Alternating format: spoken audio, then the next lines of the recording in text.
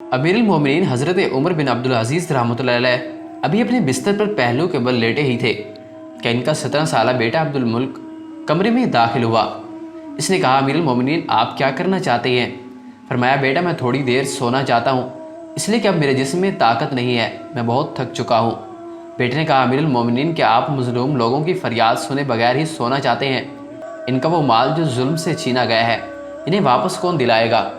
हज़रत उमर बिन अब्दुल अजीज़ रहमतुल्लाह अलैह ने फरमाया, बेटा चूँकि तुम्हें तुम्हारे चचा खलीफा सुलेमान रहमतुल्लाह अलैह की वफ़ात की वजह से गुज़िश्ता सारी रात जागता रहा, थकावट की वजह से मेरे जिस्म में ताकत नहीं, थोड़ा आराम करने के बाद ज़ुहर की नमाज लोगों के साथ पढ़ूंगा और फिर यकीनन मज़लूमों की फ़रियाद सुनूंगा और हर एक को उसका हक़ दिया जाएगा, कोई महरूम नहीं रहेगा। बेटे ने कहा, अमीरुल मोमिनीन इसकी कौन ज़मानत देता है कि आप ज़ुहर तक ज़िंदा रहेंगे? बेटे की यह बात सुनकर हज़रत उमर बिन अब्दुल अजीज़ रहमतुल्लाह तड़प उठे। आंखों से नींद जाती रही, थके हुए जिस्म में दोबारा ताकत लौट आई और एकदम बैठ गए और फरमाया, बेटा ज़रा मेरे करीब आओ।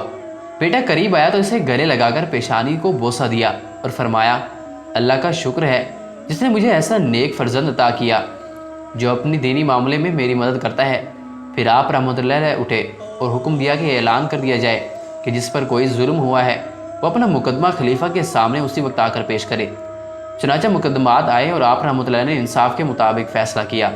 अब्दुल मुल्क ने किसी तरह अपने वालिद को एक अच्छे काम पर उभारा। जिस तरह अमीरुल मोमिनीन हज़रत उमर बिन अब्दुल अजीज़ रहमतुल्लाह अलैह इंसाफ पसंद, गरीबों और मोहताजों की मदद करने वाले और अल्लाह से डर कर ज़िंदगी गुजारने वाले थे, इस तरह इनके बेटे अब्दुल मुल्क ने भी अपने वालिद साहब जैसी अच्छी अच्छी बेशुमार खूबियाँ थी। गए वक्त फिर हाथ आता नहीं, इसलिए अच्छे कामों में कभी देर मत करो और हमेशा मज़लूमों और गरीबों की मदद करो। अल्लाह ताला इससे खुश होंगे और दुनिया और आखिरत में बेहतरीन बदला अता करेंगे।